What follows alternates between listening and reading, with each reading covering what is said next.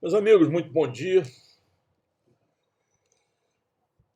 Ou é boa tarde, às vezes eu me confundo um pouco. Acho que hoje é boa tarde. Essa aula vai ser na próxima segunda-feira.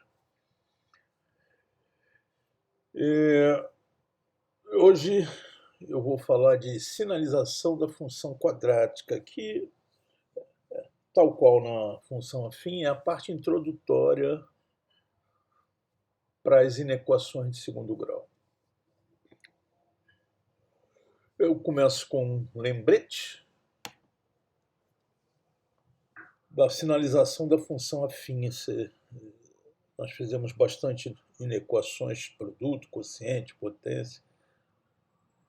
E na inequação da função afim, nós tínhamos duas situações no que diz respeito à sinalização. Se a função era crescente, eu tinha negativo até a raiz e positivo depois dela. E se a função era decrescente, eu tinha positivo até a raiz e negativo depois dela. Certo? Bom, na função quadrática, esse volume já aumenta para 6 situações. Então, são 6 gráficos possíveis ao invés dos 2 da função afim.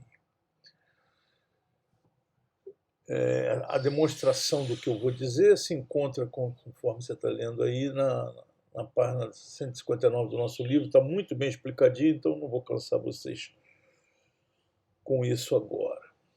Mas, em resumo, nós temos o seguinte. Quando o delta é maior que zero, tudo vai depender do delta e do A. O comportamento é esse que você está vendo aqui. Ó. Positivo até a raiz, negativo entre elas, depois positivo. Porém, se o A é negativo, eu tenho negativo até a raiz, positivo entre elas e negativo depois dela. Quando o delta é igual a zero, eu tenho ela totalmente positiva, exceto na raiz. No caso do A positivo, insisto. Se o A for negativo, eu tenho negativo para qualquer valor de x, exceto na raiz. E no terceiro e último caso, que na verdade é o quinto e o sexto, né? Quando o delta é menor que zero, a parábola é positiva, no caso do A ser positivo, e negativo no caso do A ser negativo. Em outras palavras, seja lá qual for o valor de x, o resultado da expressão será positivo. Nesse caso aqui, do A positivo. Já se o A for negativo, seja qual for o valor de x, nós teremos a expressão negativa. Esse gráfico aqui, que eu estou mostrando, é um gráfico simplificado. Repare que ele não tem um eixo de y. Né? Nem precisa, porque a gente só vai focar na sinalização, então nem carece de ter o eixo de y. É sempre com esse gráfico simplificado que a gente vai trabalhar. Vamos ver um exemplo. Três, melhor dizendo. Sinalize as funções. Letra A, x2 menos 6x mais 8. Insisto, o que eu dependo? Eu dependo do A e eu dependo do delta. No caso aí, o A é 1, maior que zero, e o delta vai dar menos 6 ao quadrado menos 4 vezes 1 vezes 8, isso vai dar 4. Se o delta é positivo, tem raízes, no caso as raízes aí são 2 e 4. E a sinalização se dá dessa maneira que você está vendo aqui. Ó. Positivo até a raiz, negativo entre elas e positivo depois dela. Então, em resumo, a sinalização se dá dessa forma aqui. Se x pertence ao intervalo 2 e 4 aberto, a função é negativa. Então, qualquer valor de x entre 2 e 4, quer dizer, você pode até experimentar o 3. Ó, repara, 3 ao quadrado, 9 mais 8, 17. Menos 6 vezes 3, que é 18. 17 menos 18 dá menos 1. Então, qualquer valor real entre 2 e 4, essa função fica negativa. Bom, nas raízes eu nem preciso dizer, né? Se x é igual a 2, x é igual a 4, as raízes anulam. E aqui, se x for menor que 2 ou maior que 4, aí a gente fala assim, é menor que 2? Vai dar positivo? Vai sim, ó. Pega um valor aqui, ó, menos 5, por exemplo.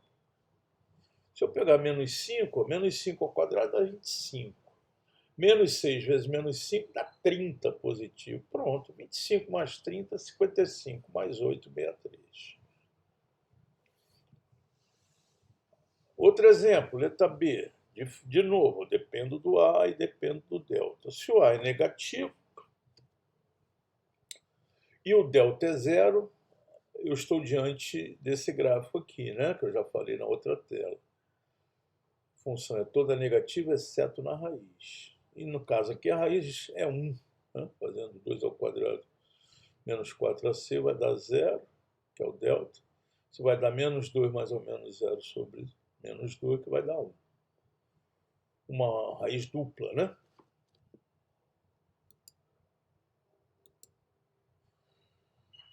E aí, como é que fica a minha situação? X é menor que 1 ou x é maior que 1, a função é toda negativa. Sempre convido você a experimentar. Faça x igual a zero aqui, que é um número menor que 1. Isso vai dar negativo. Faça x igual a 2 aqui, ó, menos 4, mais 4, menos 1 também é negativo. E na raiz não preciso dizer que na raiz a função é nula. Último exemplo. Y igual a x2 mais 2x mais 3. Nesse caso aqui eu tenho um delta negativo. Repare, ó, 2a² menos 4 vezes 1 vezes 3, que é igual a menos 8. E aí a sinalização acontece dessa maneira. Ou seja, para qualquer valor de x, a função é positiva. Qualquer que seja o valor de x, a função é positiva. E é mesmo. Pode botar um negativo aí, menos 10. Olha. Menos 10 ao quadrado dá 100. 2 vezes menos 10 dá menos 20. 100 menos 20, 80. Com 3, 83.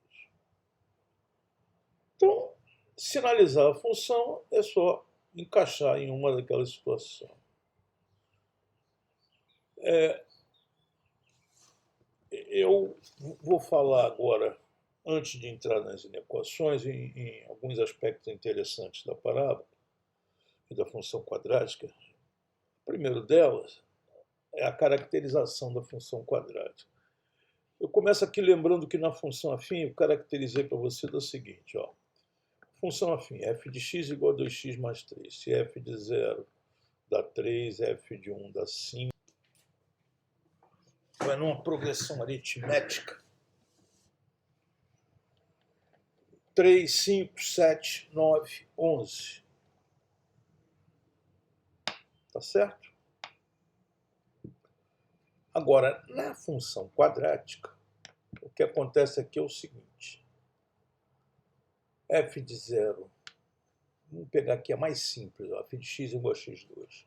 F de 0 é 0, 1, 4, 9, 16. Repare que essa sequência de imagens não está indo na mesma razão. De 0 aumentei 1, a razão é 1. De 1 aumentei 4, a razão é 3. De 4 aumentei para 9, a razão é 5. De 9 aumentei para 16, a razão é 7.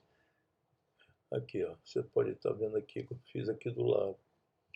Isso é uma chamada PA de segunda ordem. Nós vamos estudar isso com a tenente Priscila.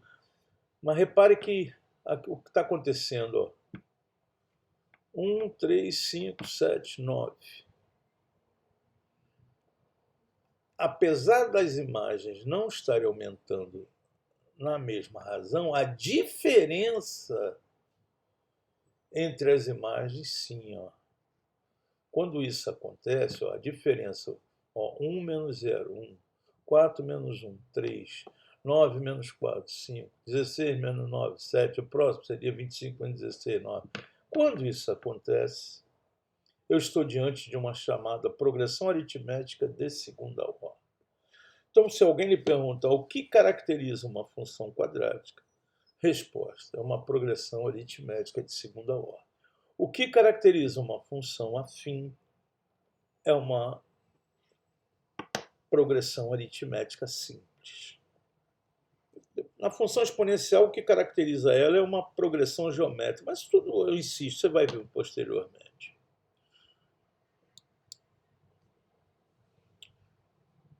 gostaria ainda de falar para você que a parábola será estudada na geometria analítica no próximo ano, no segundo ano, juntamente com mais duas curvas interessantes, que é a elipse e a hipérbole. Isso aqui que eu estou falando para você, você vai ver no ano que vem. O que é uma parábola? Eu já falei para você que a parábola é uma secção feita no cone, né? Falei nas aulas anteriores, fazendo um plano cortando o cone paralelo à geratriz desse cone. Aí ali sai a curva parabólica. Agora, no plano cartesiano, no plano analítico, a definição de parábola eu também gostaria de falar para você. Dados uma reta, está vendo essa reta aqui? E dado um ponto.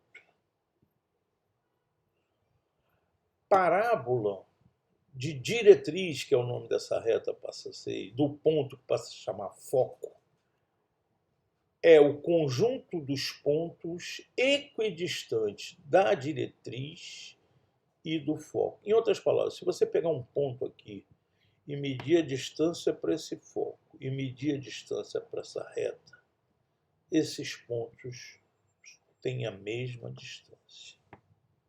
Qualquer ponto, pode ter um ponto lá em cima, se pegar a distância para o foco e a distância para a diretriz, essa distância será única.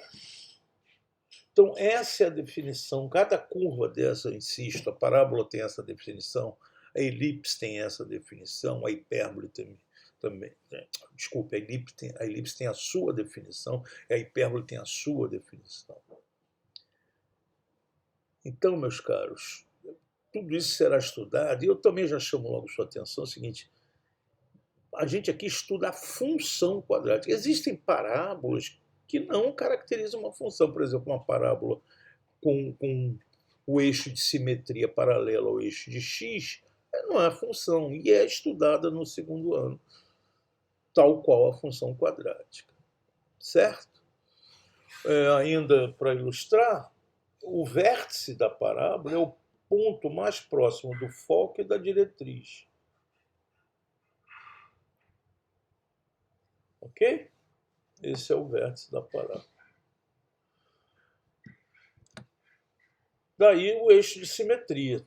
O eixo de simetria, porque o que acontece? Qualquer ponto equidista desse e desse, isso vai dar uma simetria.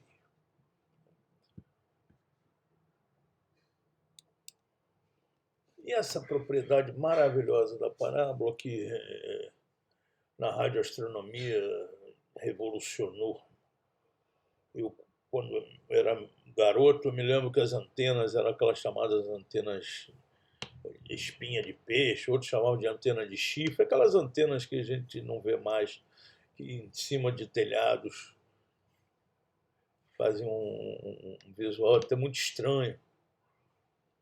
E o que aconteceu com aquelas antenas? Ela recebia o sinal e retransmitia para o nosso aparelho, que não era um sinal grande coisa. A parábola tem uma propriedade fantástica. Ela recebe o sinal e converge todo o sinal para o foco.